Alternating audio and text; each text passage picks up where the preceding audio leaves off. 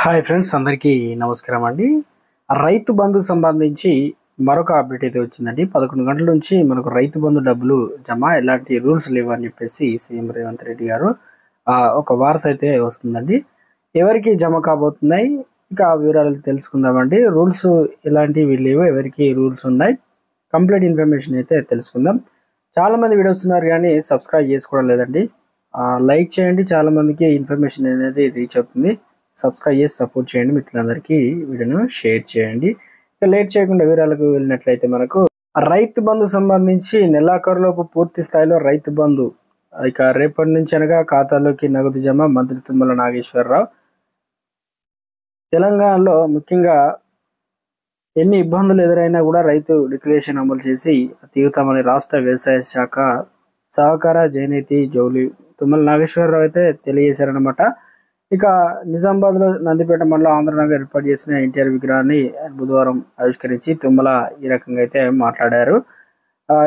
ఇక తుమ్మల నాగేశ్వరరావు మాట్లాడింది ఒకసారి చూసినట్లయితే మనకు ఇప్పటి వరకు చూసుకున్నట్లయితే 2 ఎకరాల లోపు ఎవరైతే తీసుకొని ఉన్నారో వారికి భూమి కలిగిన దాదాపు 29 లక్షల మంది రైతులకైతే డబ్బులు జమ అందించామని తెలియజేశారు. ఇక మిగతావి మనకు రేపటి నుంచి అంటే ఈ రోజు కూడా డబ్బులు అయితే జమ కావడం అయితే జరిగిందనమాట. రైతు బంధు సంబంధించి చర్యలు కూడా తీసుకుంటామని చెప్తున్నారు.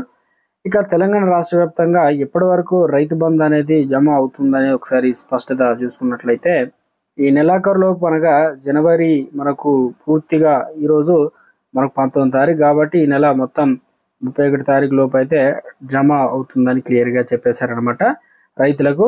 దాంతోపాటు రైతులకు సంబంధించి రైతు రుణమాఫీ అమలు చేసే విషయంలో ముఖ్యమంత్రి రేవంత్ రెడ్డి ఎంతో పట్టుదల అయితే ఉన్నారు. మనకు తెలిసిన విశ్వసనీయ సమాచారం ప్రకారం రైతు బంధు మనకు ఇప్పుడు ప్రస్తుతానికైతే ఇదే కొనసాగిస్తూ వచ్చే సీజన్కి సంబంధించి ఆల్రెడీ డేటా ఎంట్రీ 17 తారీఖు వరకు అయితే కంప్లీట్ అయింది. కొన్ని చోట్ల లేట్ అవుతుంది. ఇప్పుడు రైతు బంధుకు సంబంధించి మొత్తానికైతే గుడ్ న్యూస్ అయితే అందించారు. దీనికి ఏదైతే 7,500 కోట్ల రూపాయలు అయితే అవసరం అవుతున్నాయి. రీసెంట్గా 2,500 కోట్ల రూపాయలు అయితే రిలీజ్ చేశారు. ఇక మరోసారి ఈ స్పీడప్ అయితే కావడం జరుగుతుంది. మిగిలిన రైతులకైతే కంగారు పడకండి, అందరికీ కూడా ఈ నెల 31 వరకు అయితే జమ చేస్తామని అంటున్నారు. పడని వారికి మరోసారి కూడా డేట్ అనేది ఎక్స్టెండ్ చేసి అందరికైతే మరి రైతు బంధు వేసే అవకాశాలు ఉన్నాయి. దాంతోపాటు రుణమాఫీకి సంబంధించి కూడా అప్డేట్ ఇచ్చారు. ఇక దీంతో పాటు ఇక్కడ క్లియర్గా చెప్పింది ఏంటంటే గరిష్ట పరిమితి అంటూ ఏమీ లేదు, ఎన్ని ఎకరాల వరకు అన్ని ఎకరాల వరకు జమ చేస్తామని తెలియజేయడం అయితే జరిగిందండి.